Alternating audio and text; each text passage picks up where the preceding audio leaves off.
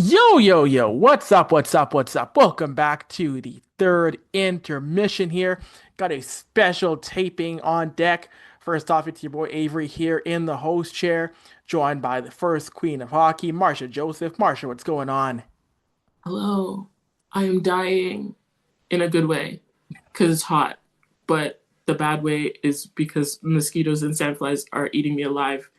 But I'll take that over whatever weather is in Toronto right now. Yay for vacation. Right now it's still under zero. It's still cold. There's still snow on the ground back in Toronto, so you're lucky to get out of there for a bit, Marsha. It's all over the place. But you know what? As I said before, I'm not surprised because fake spring. Is that not Mm-hmm. what we were saying before? Yup. Yup. Exactly, exactly. But good otherwise. Good otherwise. Can't complain. Can't complain. That's good. That's good. And tonight we got a special guest joining us, one of the coolest people right now in the hockey world. She's a graphic designer, she's a jersey designer, a reporter. She was in Italy for the Milan Olympics for Black Rosie Media. It is the one and the only Joe Dabney. Joe, how you doing today? Hi, thank you for having me. I'm so honored to be here, of course. I will say that I'm also having a case of like the fake spring, but I'm not complaining because the bugs aren't out yet. Maybe like a one tier up of fake spring, I hear the both of you. And Joe, we want to have you on third intermission for quite some time. I said in the intro, you're one of the more accomplished people, one of the coolest people in hockey right now. So first things first, I got to ask you, for those who may not know, where did your journey in hockey begin? Where's that starting point for you? I definitely say my journey started right, I want to say the summer before middle school. I was a big sports fan. I was watching all these movies as I usually do. My siblings and I weren't allowed to watch movies during the school year, so I'd like binge movies over the summer. And my dad recommended the Mighty Ducks movies, and I've been hooked ever since. And every single time I tell that, I'm like, yeah, the movies got me, not like living near a team or living near hockey rinks. It was the movies that did it for me. And I want to say the summer after the Caps won the Stanley Cup, I was like, you know what I need to do? I need to be on the internet. I need to be voicing my opinions. So I made a Twitter account, and that kind of spawned into what we know today.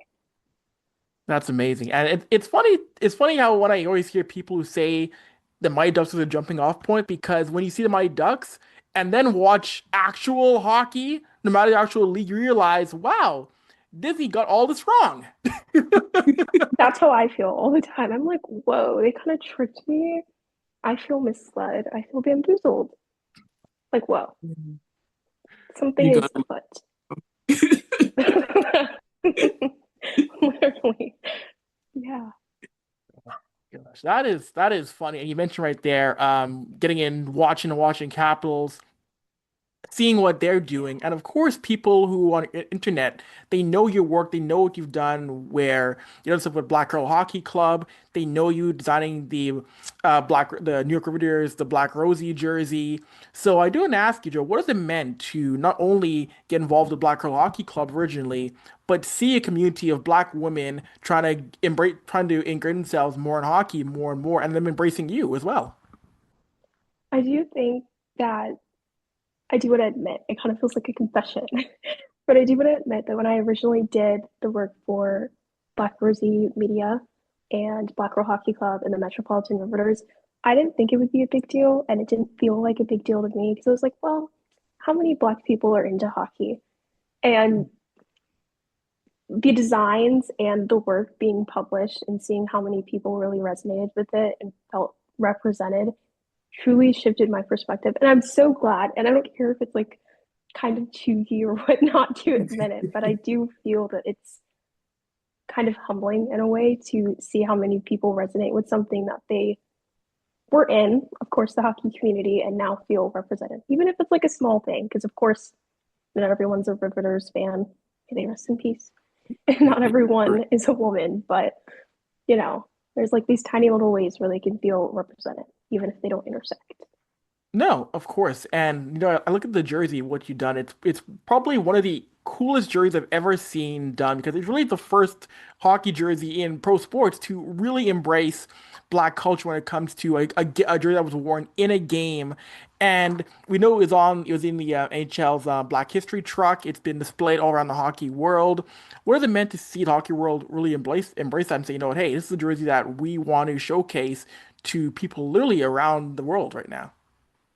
I actually think it's so funny you worded it like that because every opportunity that I've either applied for that's been brought to me, the first thing they mention is, I know your Black Rosie jersey. I saw it XYZ. And I'm like, okay, so you know this, like you've got a jumping off point. But it's so nice to see something that kind of feels bigger than me. Like if I take myself out of the equation, it still matters to like Black hockey fans or women fans or again, RIP to the Riveters, but Riveters fans. It's nice to see something that at the time when I was first a hockey fan, I felt like I didn't have a space or I felt like I didn't have a voice in the community. And it's nice to see that other people can kind of jump off of something that I made. And maybe that's a little selfish to word it that way, but I definitely do Never. enjoy seeing people enjoy it because I definitely was stressing out and I was definitely stressing out the team when I was making it. But yeah, I definitely feel honored and humbled to see it just displayed everywhere. I mean, I definitely see it as like a little piece of you that will always be left behind in the hockey world, which I think is really, really cool. No matter what you kind of go on to do in your future, which there are so many things that are ahead of you. Because think about it, like the Black Rosie jersey feels like it was a million years ago.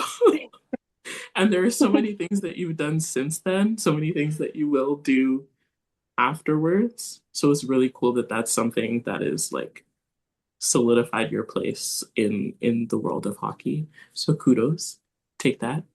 Like really, really I try feel not to get emotional actually, because like it. that being the first and you wording it like that, I'm like, oh, now it kind of But makes it's that true. one being the first even more special. We don't okay, I am very intentional about when I do things like this because I feel that when we as Black folks have accomplishments like this, we don't take praise very well. And I know I'm Literally. generally like this too. Literally, We're like, yeah. oh yeah, that's just a thing we did. Like no big deal.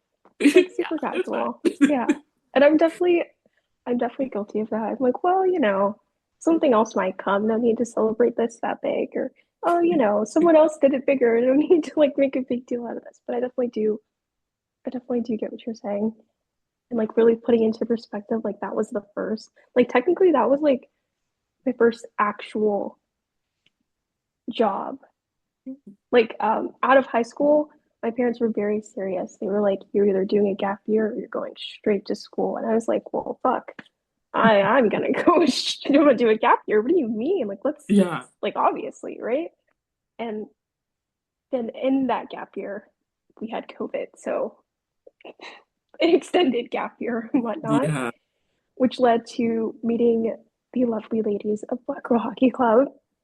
And then, of course, meeting so many reporters that were like, wow, this is so cool. How did you get into hockey? Because, every Black person in hockey knows every Black person in hockey. Yeah, it's true. Like sometimes I'll be seeing people and they're like, oh, do you know Avry? And I'm like, yes, actually I do. Or, oh, do you know Erica? And I'm like, yes. How did you know? And Yeah. we have a look, right? So like knowing that's like the first serious job I had, I'm like, huh, okay. Yeah, that kind of gave me the perspective shift I needed today. It's cool. I was telling Avery, I was like, I'm not sure how I feel about this. And like, just, you did me a favor with that. I don't know how to word it, but that's what I Good. needed. Yeah. I'm glad. I'm glad. Well deserved. We're giving the claps. We're giving the claps. Yeah. But I mean, from that, the first major job to being able to say that you flew to Italy and covered the Olympics in varying capacities with Black Rosie Media. What would you say is something cool that you would love to do next? I think, and this is kind of a shift from a hockey perspective, I think I would really love to go back towards women's sports and design something there. Like it doesn't have to be hockey, it doesn't have to be a jersey, but I do feel like I started with women's sports. I'd like to dip my toe back in a way. Yeah. I never really have, and again, this is going to sound crazy, but you're going to have to hear me out. I never really have goals. I have more of like a guidelines. Hmm. Like I would love for this to happen, but if it doesn't, whatever else happens instead would probably be just as cool. Which is how I feel like when a jersey or some opportunity or an event falls through, I'm like, well, that means something else cool is gonna happen. Like Yeah. something else. So like, you know, to keep myself like from being super negative, because I also feel like as Black people, we're always expecting the worst. Like, God Mhm. forbid something good happen, right? So Yeah. whenever people ask me this, I'm like, well, let me think of the coolest thing. And then let me multiply it times 10. And then usually it in the moment when that actual event or job happens, it feels like it's multiplied times 20. This is a roundabout way of me saying any women's sports team that wants to work with me, you can hit me up. Like Hey, inbox is open. the tempo. You're You know new, what? you need cool things. Of course, of course. Like women's basketball, we saw the CBA. You know what you have You know, now.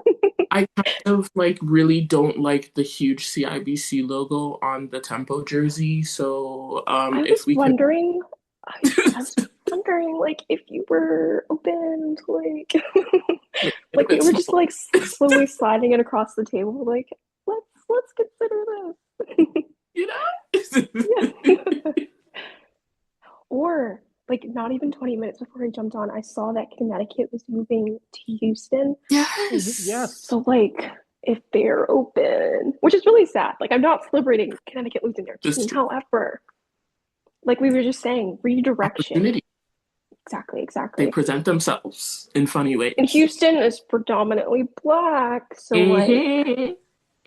Yeah. exactly, exactly. Look at us brainstorming.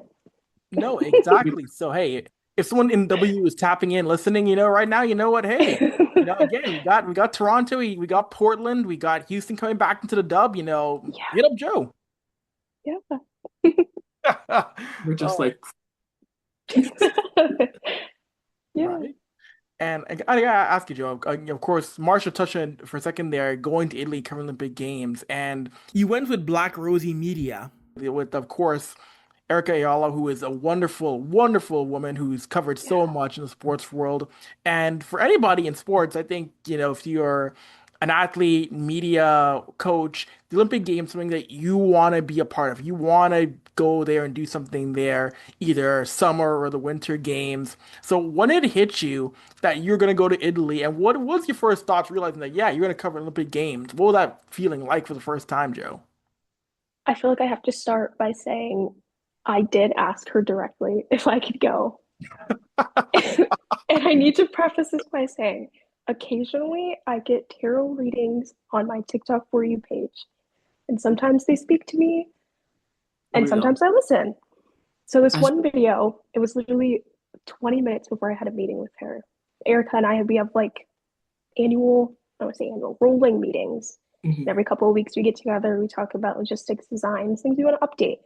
So, of course, before a meeting, I'm on TikTok. My TikTok tarot video says, today's the day.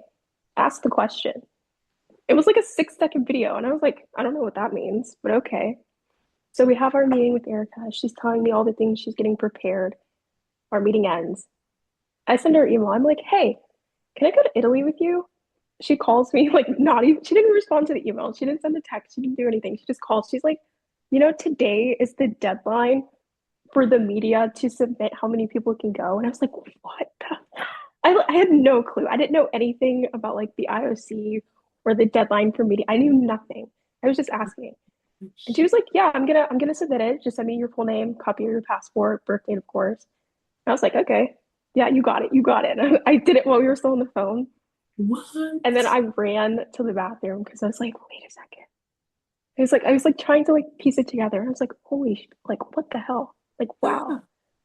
And then I don't think it actually hit me until the following day when I got the IOC notification saying, be looking out for, because you have to fill out your stuff to make sure you have a valid passport, to make sure you have a valid Mhm. ID, that you can work overseas and whatnot. Right. And it was the notification saying you'd get it a week later. And I don't think it actually hit me until a week later when I was filling it out. And then I hit send and I was like, oh, and I started shaking and I was like, oh my God. And I don't know how I was supposed to feel, but I do think it's amplified by just the sheer audacity of asking. Because there was no reason. And I didn't really know what I would be doing or how I would be helping. I was just like, Mhm. why not ask? And it turned out pretty cool.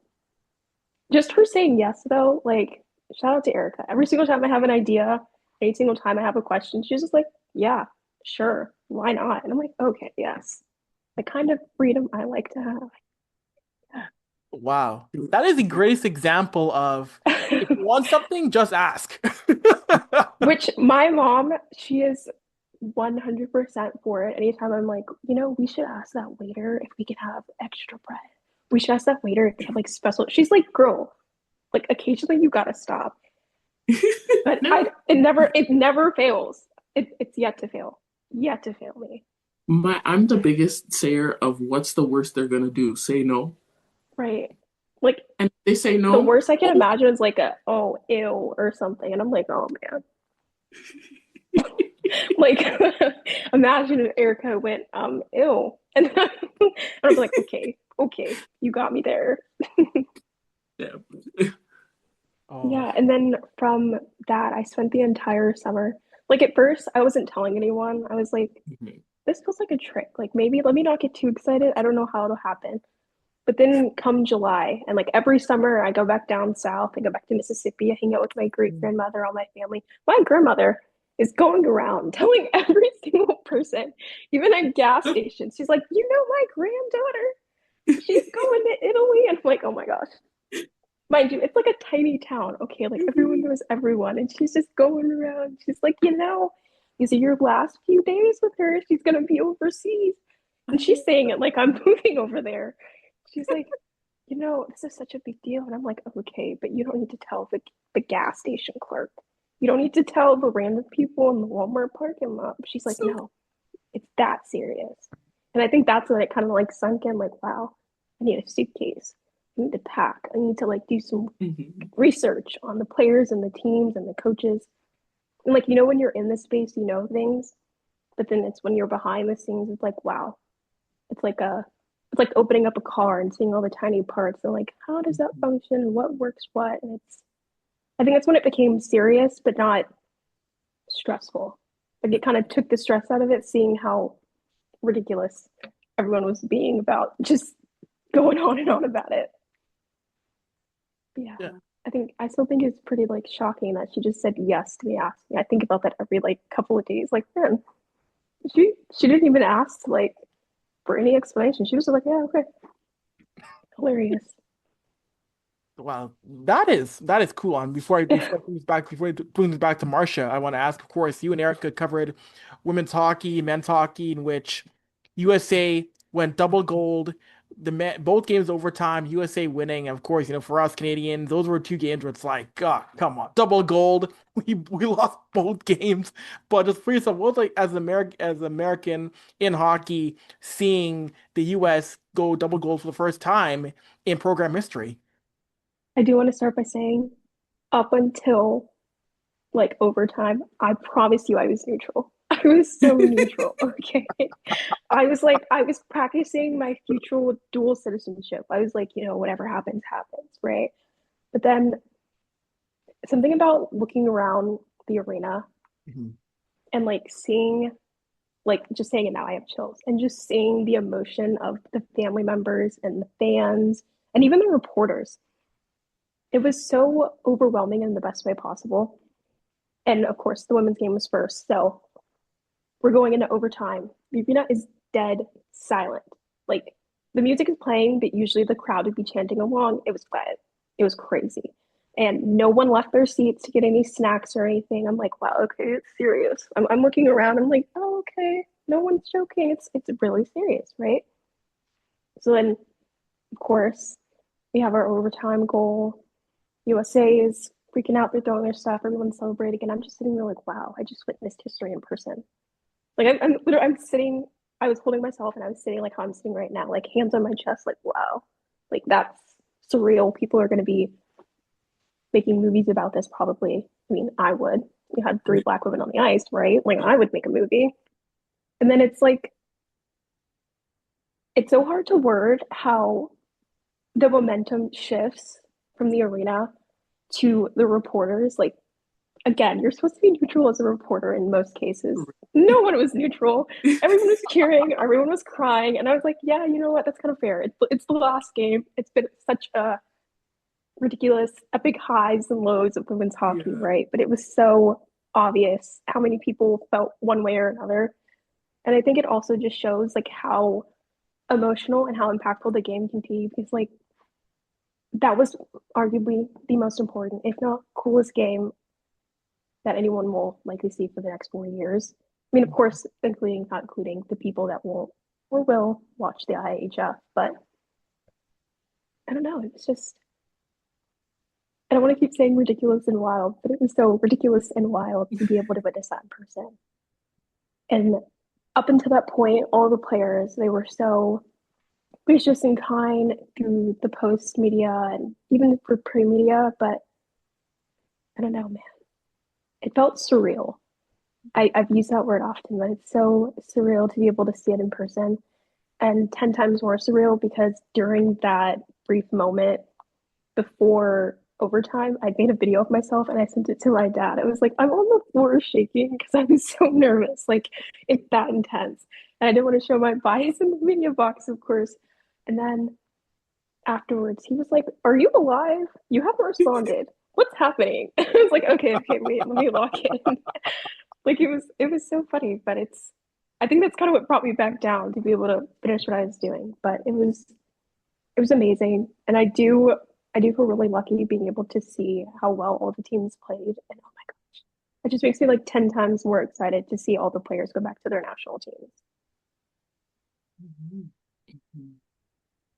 I do want to point out that I did skip over talking about the men's games just because what men's games, I mean, like if it matters, I had bias and I was rooting for Slovakia, and in a perfect world, they got a medal. Who men? I think someone had an Etsy witch that was just more powerful than mine. Right. And I will be writing a strongly worded letter. Who's that letter going to? I don't know yet. But when I know, you'll know. And that's what matters. The CEO of Etsy, actually. No, actually. The CEO of Etsy will be hearing from me. And when I know your name, you'll be getting this letter. So valid, so valid. Oh, also, whoever the GM of Slovakia is, because actually, you had one job. Like, actually, bro, I think we need to do some research. And I think we need to lock in harder. How can we lock in harder? I don't know. I'm not a coach. I don't know. I'm not a GM. Like, I'm gonna pass you. I'm gonna pass you Chell. Okay. We can play 22 to 26. We can get familiar, and then we can lock in for the next games. Okay. Like everyone knows games help you. It's proven stat. Practice. Like all the great drivers of the world play Mario Kart. Don't quote me on that, but like just trust me. Just trust me, bro. Rainbow Road is the course. Exactly. Like everyone's talking about Abu Dhabi, Montreal Grand Prix. Wrong. Rainbow Road. Coconut Mall. Oh, thank you. Exactly. Coconut Mall. That's my girl. That's my girl. I love her. It's my yeah. I do want to say though, for the men's teams, I really liked Germany. Their crowds were so fun. Like for half the times, you wouldn't even know they were losing, and maybe they didn't know either. I don't know, but they were so happy to be there. They were so fun. I love that.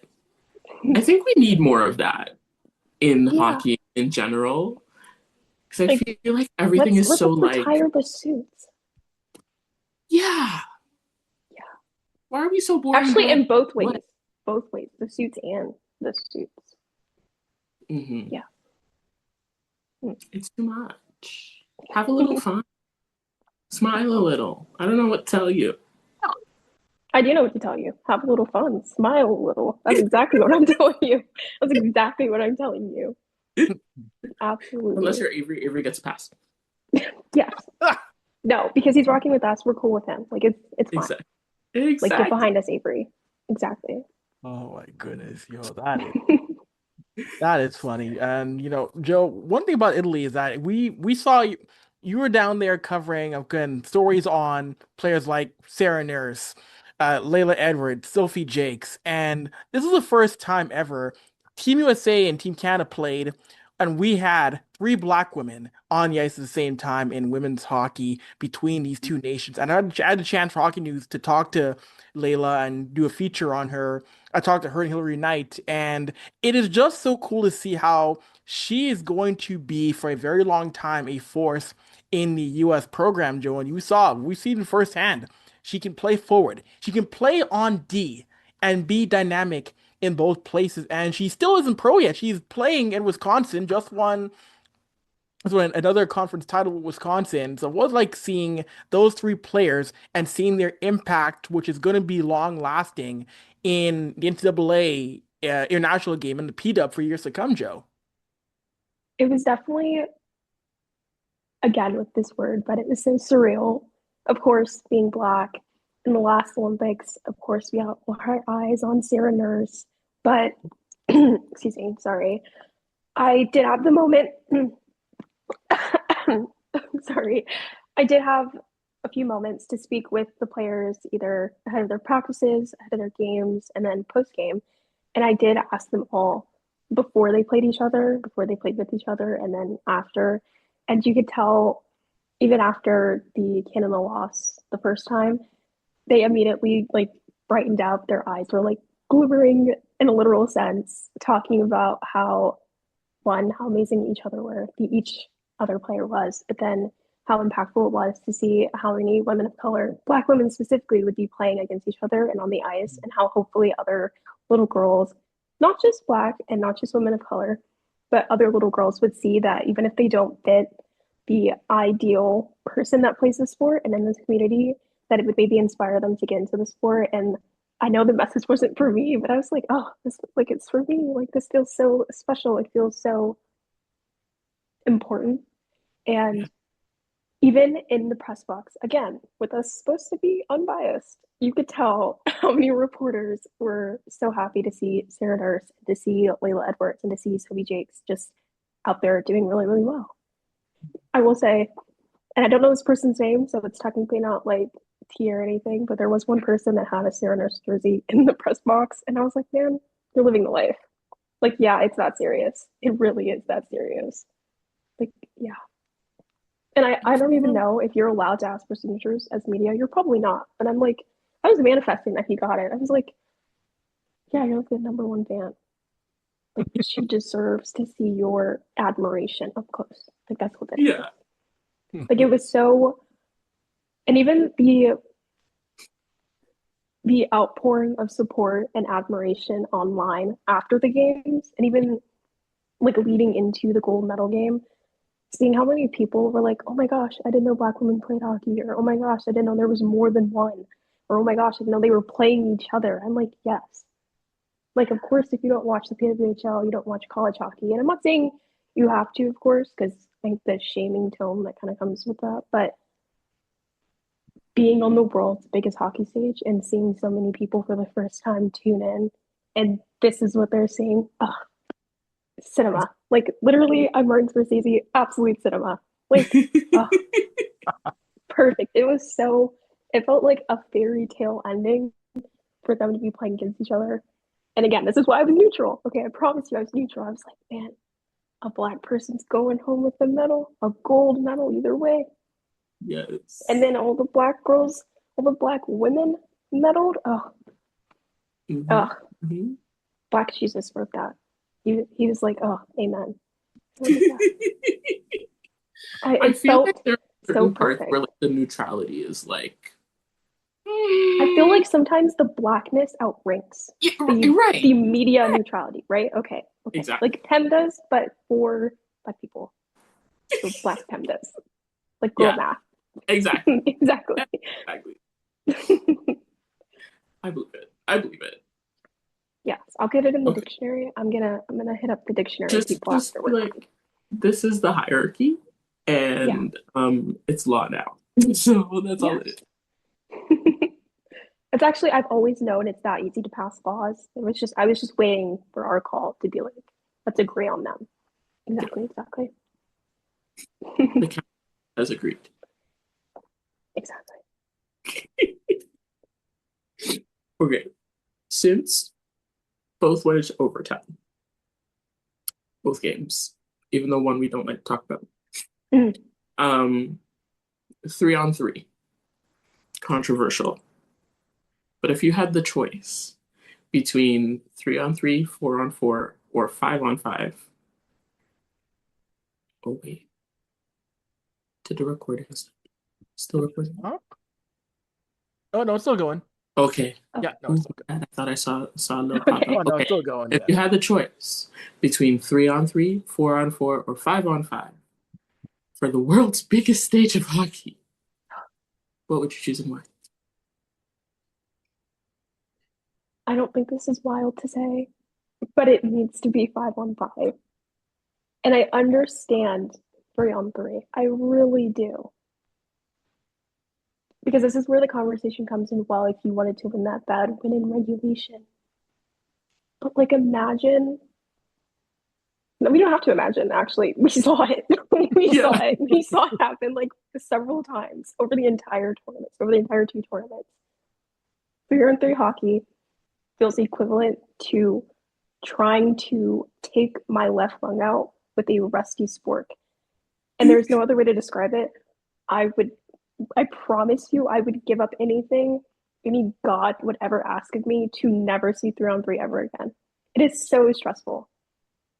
And I can't help but like hold my head like this, like hands on my head, practically Mhm. wanting to sob because there's just so much uncovered ice. And I feel it's the point, Right. but it's stressful. It's so stressful. And it feels ununiform. It feels uncouth. Give me 5-for-5. I was gonna say or give me death, but knowing hockey, they might just We do it. might.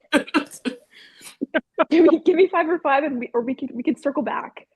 We can have future considerations. Yeah, like don't give me death. Let's rework that. 5-for-5 future considerations. We'll come back. I do understand the 4-on-4, like people wanting to meet in the way, but that feels centrist to me. You got to pick Mm, one or the other. I love an even number, but like real. in terms of lines, feels unbalanced. In terms of teams, like the teams that did go into overtime, it would have looked ridiculous. However, I do think if they're going to add, but they don't want to be 5-on-5, I wouldn't be mad at 4-on-4. Right. I'm absolutely mad at 3-on-3 though, without a doubt. Yeah, I agree. It's just like we're like chickens with our heads cut off. Like we're Like flipping we've lost around. the plot. We're Yeah. just introducing things for the sake of introducing them. Who asked for that? Again, with Yeah. another strongly worded letter, 3-on-3 founder, you will be hearing from me. I don't know who you are, but you will be hearing from me. Yeah. I mean, it's the biggest case of one mistake and you're done. Because we saw you fumble the puck at the blue Yes. line, you lose somebody, and you got a 2-on-1 or a breakaway or someone alone in the slot. Hmm. You have one bad line change, and that's your whole tournament. Like, oh my God. Yeah. Like, Like, please can you don't. believe like your whole tournament just Comes gone? down to one little jinky line change because you Yeah. didn't time it right. Oh my gosh. Don't get me Like started. it's not a Mm. shootout, which don't even get me started on Don't even that. get me started on that, actually. But Oh, please don't. but it's still terrible. It's absolutely terrible. Yeah, Abolish. So next international tournament, we're actually be on the board when they're like, "What little thing should we do for overtime?" We're gonna bring this up. They're Yeah. gonna be like, "Let's ask them," and this is what we're gonna say because no more 3-on-3, please. We're gonna make Times Square billboards. We're gonna have signs and We're gonna have a pitchforks. whole campaign. No more 3-on-3. Okay, I'm ready with the little picket sign. I've got us. We're gonna have T-shirts too. Yes. Hit us up if you're ready to end 3-on-3. Oh my goodness. We'd have a world of people behind us. Yeah, we probably have some of the Olympians behind us too. Well, They'd have to sign anonymously though. We don't Yeah. want to risk we don't want to risk This is true. anything. and I mean, even if you're Olympian who won, you're probably saying, "Yeah, that was fun. Don't do it ever again." Probably. They were probably like, actually, like that was stressful. Like I want to hear one of them come out and be like, yeah, that was the most stressful thing ever. I want to feel validated by their little complaints. Yeah. Oh, Jack Hughes, top of the list. I couldn't even get the puck anyways, so I would want it to get. I'm gonna be like, actually, like we need to end it. That would actually be hilarious. we said on the show before, Joe, that who didn't ask where the puck was? Anyone in a Team USA women's team, no one asked where the puck was, but the guys asked for it. Jack Hughes wanted where the puck was. I'm really trying to understand why, and this is unrelated to their post-game comments. No, I'm just not going to comment on that because I feel like we all know how I feel about it. But Mhm. I'm trying to understand what gave them the impression that they would get the pucks from the game. Like, I don't ever remember anyone ever getting the pucks from their respective Olympic games. It's not an Like, I've NHL. literally never heard of that. That's It's an the NHL Olympics. Like, that's an NHL thing.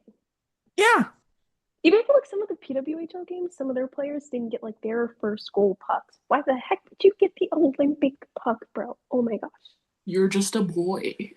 You're not special. I don't know what to tell you, Jack. Like, sorry, maybe if Layla had asked for her puck, then I would actually be there and I would be like, yeah, actually, she deserves it. But I even could, like, then, I'd still be like, advocate for why would you get. Like, I'm trying to understand what made him believe he would have the Olympic puck.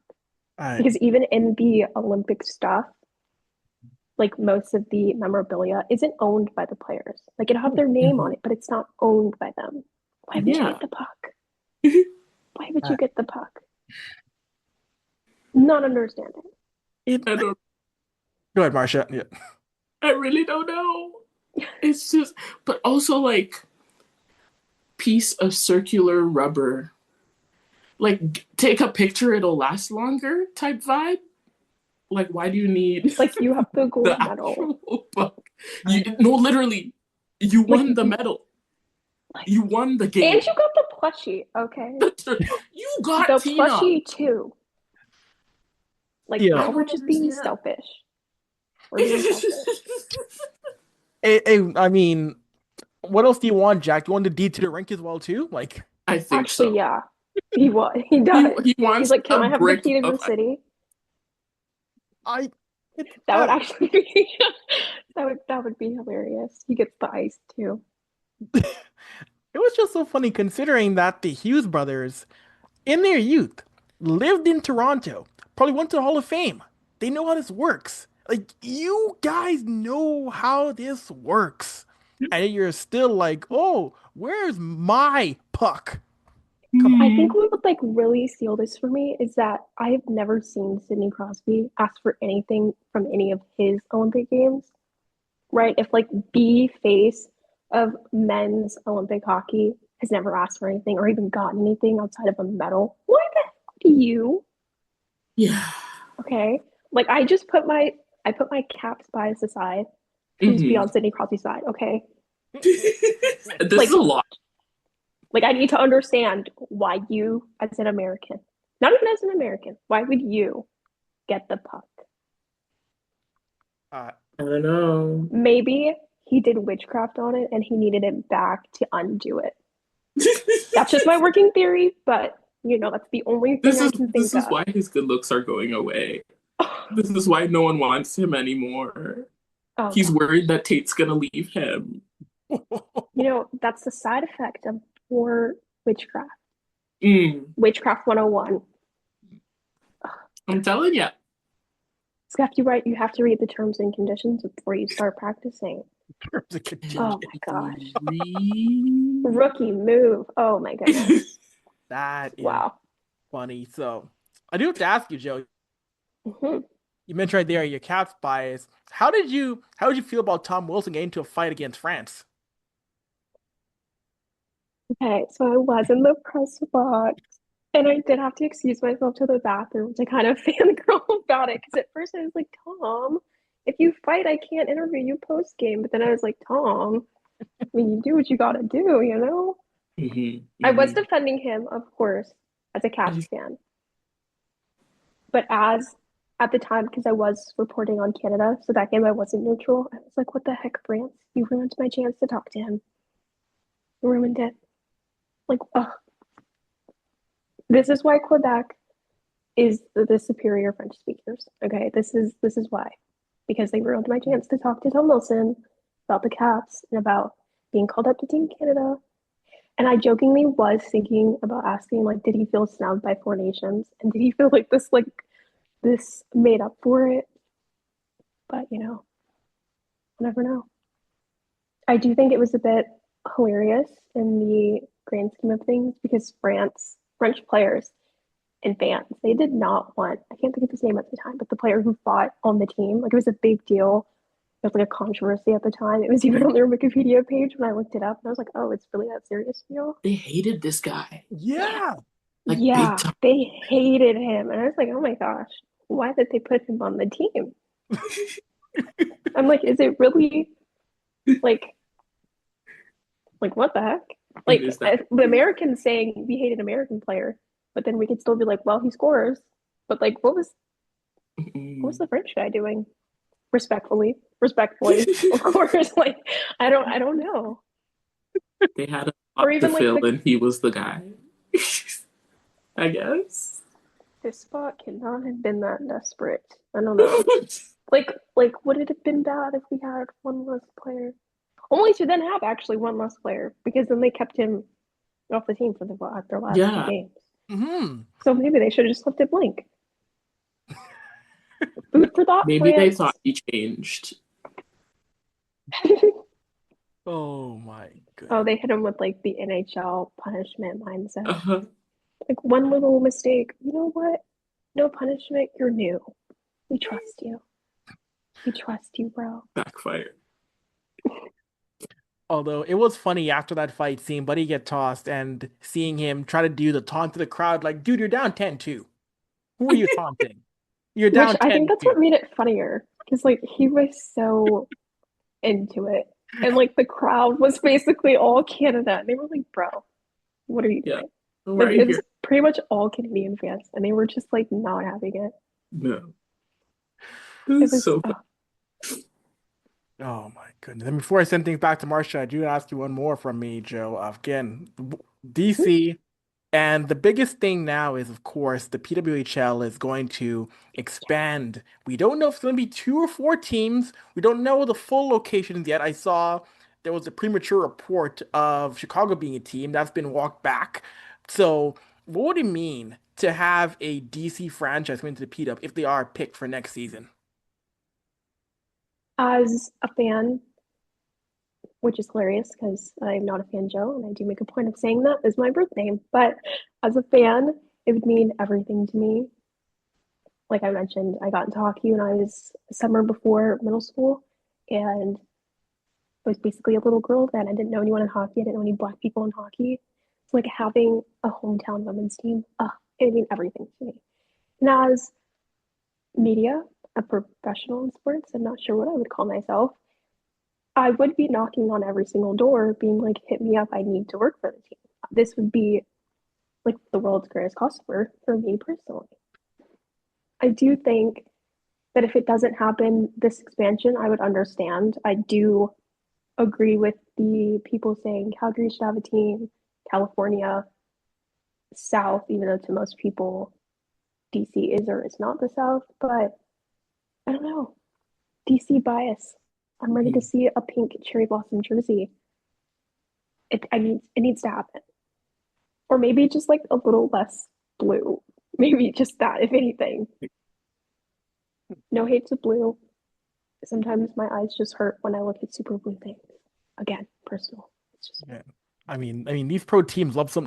These pro hockey teams, they love some blue. They love a blue jersey yeah. in hockey. There's They're married to that. They really love it. Like, and no hate, because most of the time they look really good. I'm like, wow, you really found a way to reinvent 47 shades of blue. And most of the time they eat every time. But still, it's like a lot. maybe let's introduce a yellow, an Hmm. orange, like there's a whole palette. Okay, the rainbow, she's wide. She's thorough. We could expand a bit.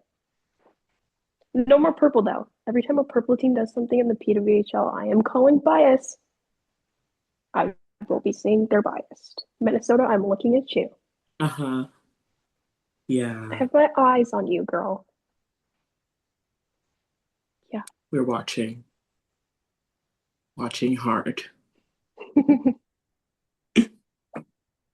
But no, that would definitely be, I think DC would be really cool. I need them to hurry up and announce like where they're gonna be though, because there are so many places and so many ideas that it's just like, tell me who's gonna be right. Which I Tell feel me like what they every can do. time someone guesses, the league is very quick to be like, actually, no, you're wrong. Which is Hmm. making me think that everyone is right. Because like, why are you so quick to dismiss that? Because like Yeah. last season when everyone was guessing Seattle, Denver, Vancouver, and Detroit, they didn't say anything. They were like, keep guessing. But this Hmm. time they're like, actually, you're all wrong. And they keep doing it too. They're like, actually, you're wrong. You're wrong. That's wrong. It's not that. Which makes Yeah. me think that some of the leaks are actually pretty accurate. Yeah. Even though I am delusional and I do believe every leak that sways in DC's favor. But again, neither here Not nor there. a bad thing. Not a bad thing. We're manifesting. I wouldn't be mad at Chicago. I wouldn't be mad, like I said, at Calgary and Detroit. But every little post I see about PWHLDC, oh, adds years to my life. However, the 3-on-3 hockey that's what was taking off the years. So this is like balancing it out. Hmm. Balance. We love balance. Yes. We're restoring what once was. Okay. I think as a nice way to wrap this up, because I am slightly hungry. Favorite food? Go. Okay, it's kind of like a meal of random things. You're just gonna have to hear me out. It's a burrito with everything in it: chicken, pulled pork, beef, rice, cheese, the works, right? Mm. Guacamole, hot sauce, mumbo sauce, to DC sauce on Mm. top.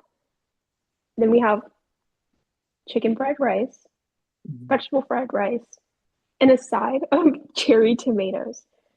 Now, someone's going to say it's weird for the cherry tomatoes. It's my favorite fruit.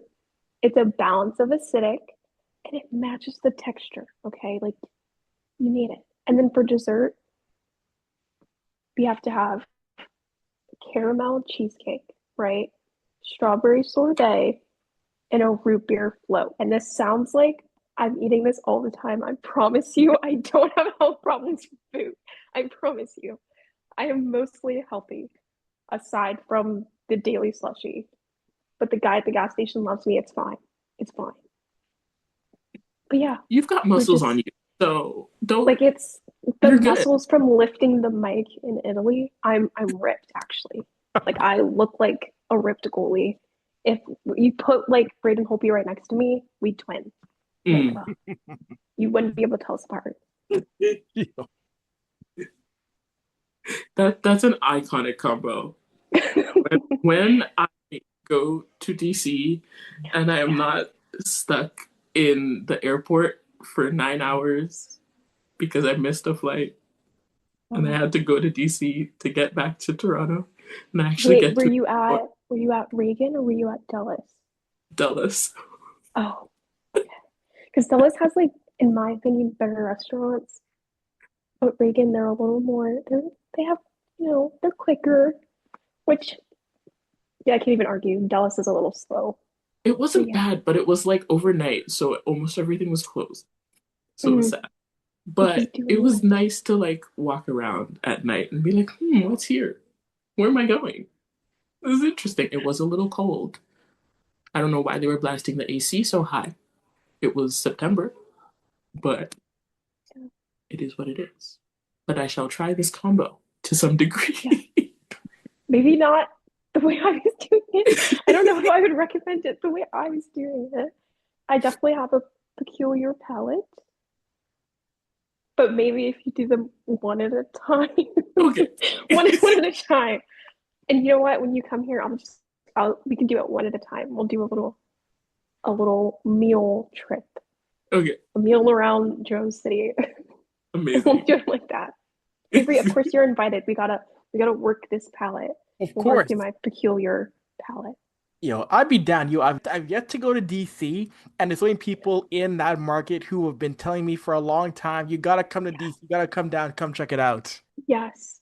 I hope PWHL gets a team so you guys have like every reason to be down here every other game. Like, oh, That would be sick.